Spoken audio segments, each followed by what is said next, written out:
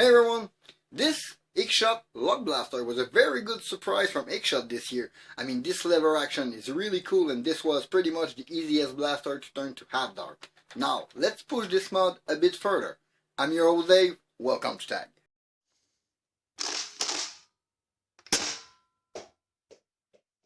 To turn this Log Blaster to a Pro Series Log Blaster.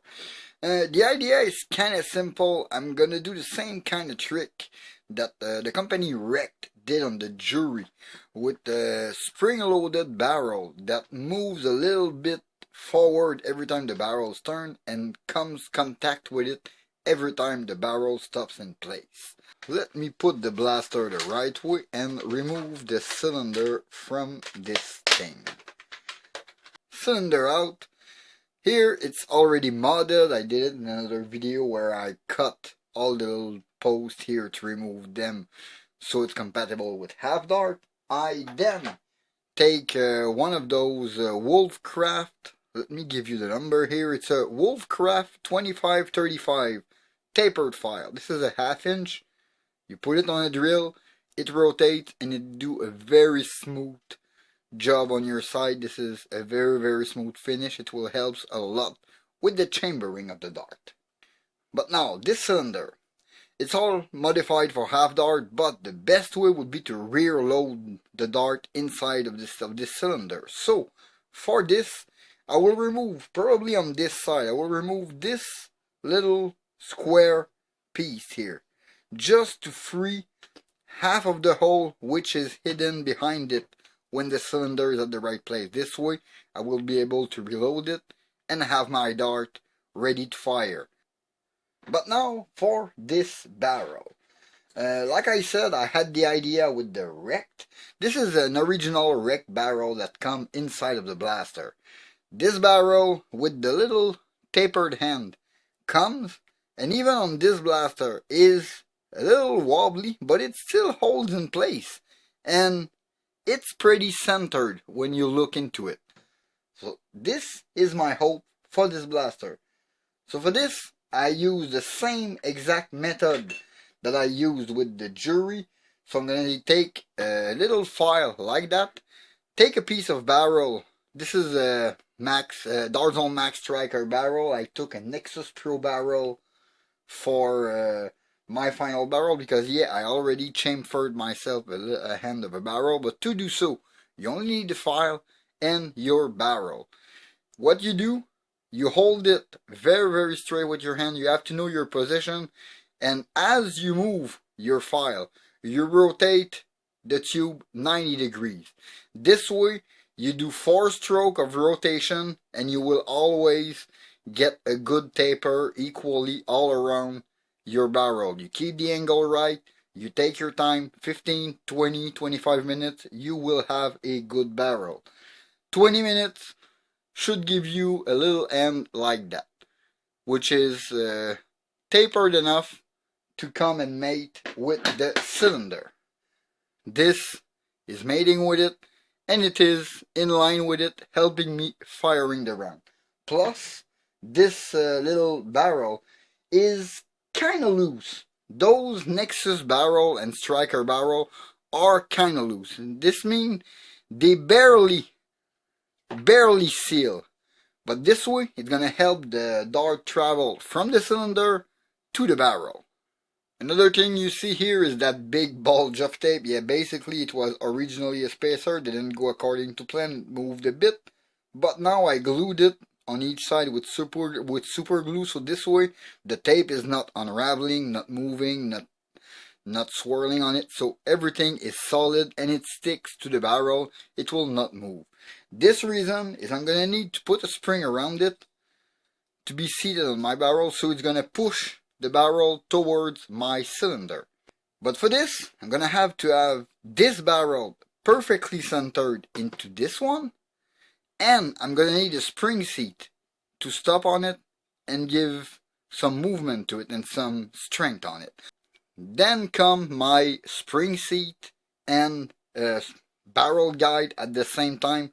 This Adventure Force. Not sure if it's from Eon, Nexus, or Conquest, but this Adventure Force muzzle is the perfect size for this barrel. Meaning my barrel will move freely in it, but it's a little wobbly. Nonetheless, by installing this spring here, this barrel in here, I have the desired movement. I just need to remove a little looseness inside. So for this again, I'm going to use a piece of Nerf barrel. A piece of Nerf barrel, 16mm barrel fits right into them, centered, and they don't wobble because of the little rifling all around it. And the magic trick here is you can install them one into another. So I'm going to use like 1.5 inch, 2 inch of this tubing. I'm going to glue it very straight at the bottom, so my barrel will travel in a straight line, putting a little strength on my cylinder so the dart will travel through it and allow my blaster to be way more precise with half dart, and with a rear loading door it's going to be a real pro blaster. But before we continue, I'm going to have to open this blaster because I need to remove the restrictor on this, so it's going to have optimal performance and push all the air on all the length of this barrel. So this is the luck blaster. My first time inside. Pretty interesting, but we're going to mostly concentrate on this and this little restrictor. Since it's a non-moving restrictor, I have good hope, because X-Shot I've made a couple that moved and they are very hard to modify. This one will be able to seal pretty easily just by gluing the interior. So for this, it look rather big. This thing look rather big. The spring fits, that's good. This doesn't. This is exactly the same size, or yeah, or almost. I won't be able to fit that thing inside that tube without exploding something. This is gonna be a good guide, but this is too big, obviously. Okay, so I will definitely need to cut, probably adjust the sides with tape. Since there is some rifling, it's gonna stop it from moving side to side, and once it's in place, I'm gonna glue the whole thing together. I'm gonna drill a hole somewhere in front and drop a good quantity of Gorilla Glue, let it dry so everything is fixed in place, and I think I will have myself my mechanical barrel for this blaster. Let me cut a little hole into this thing. I'm gonna assemble this part with the piece of barrel and check if the length will be right to come at the right place inside this blaster.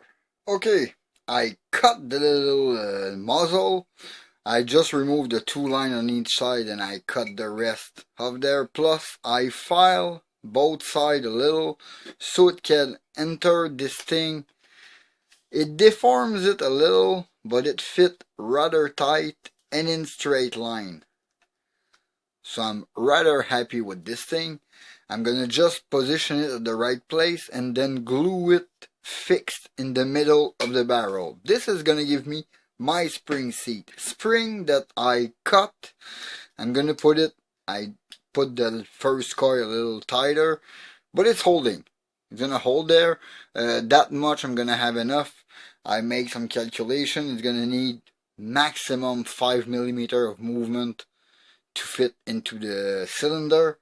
Basically it enters like about 16 of an inch, like 1.2mm inside of that cylinder. So yeah, a 5mm travel is gonna be plenty enough. And I have my little piece of barrel which I'm gonna have to glue inside of this piece so they hold together. And I'm gonna have my little barrel moving at the center of my blaster. Easy like that, and I shall have plenty enough space. I made a little line where the barrel should go near the shell, meaning it's gonna go exactly here. Let me put a little mark on my barrel, because I know this one needs to be out a little. So I'm gonna put a mark on this barrel about here, and that's gonna tell me how far this little corner should be inside of it. Okay, glue is dry on this thing. This is now one piece, and the guide is straight. The barrel goes through freely, and it is centered. Also, while the glue was drying, I just removed both tabs on each side of the restrictor, removed the little restrictor and the spring, and now just before I put them back together, like that, I'm gonna put some glue inside this little cup here or on this neck, so it's gonna seal very well when I put it back. But for this, I pierced a few holes on top of this barrel, and I made a mark as to where this end should be. Easier way, I'm gonna put the spring on it right now. As you see, it's a little shorter because I don't need that much travel. Now this thing should fit right in with minimal deformation.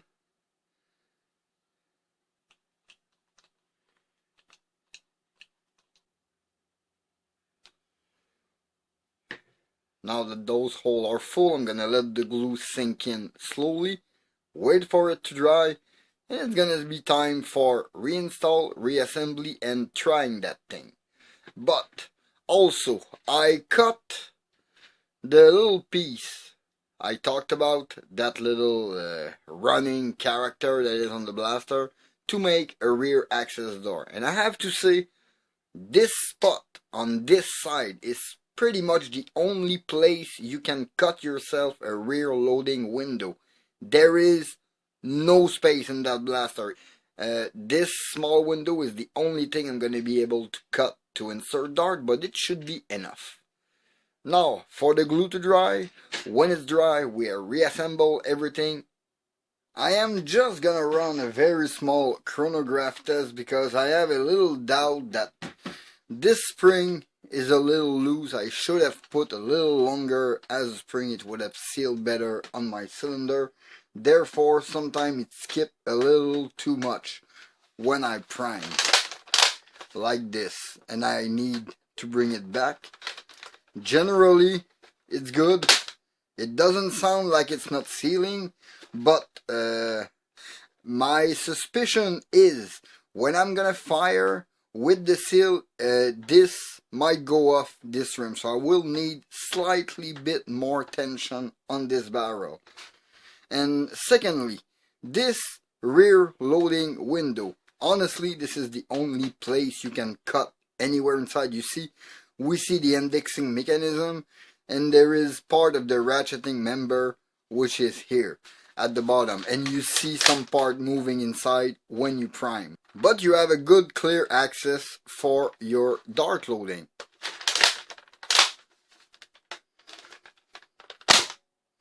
Ooh, doesn't fly very fast. Okay, let's try one or two in the chronograph.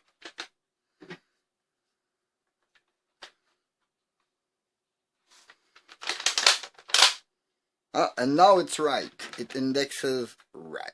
Okay, let's try this one. 65. Okay. With the amount of barrel I put, it is normal. And so, we lost battery. It was a 72.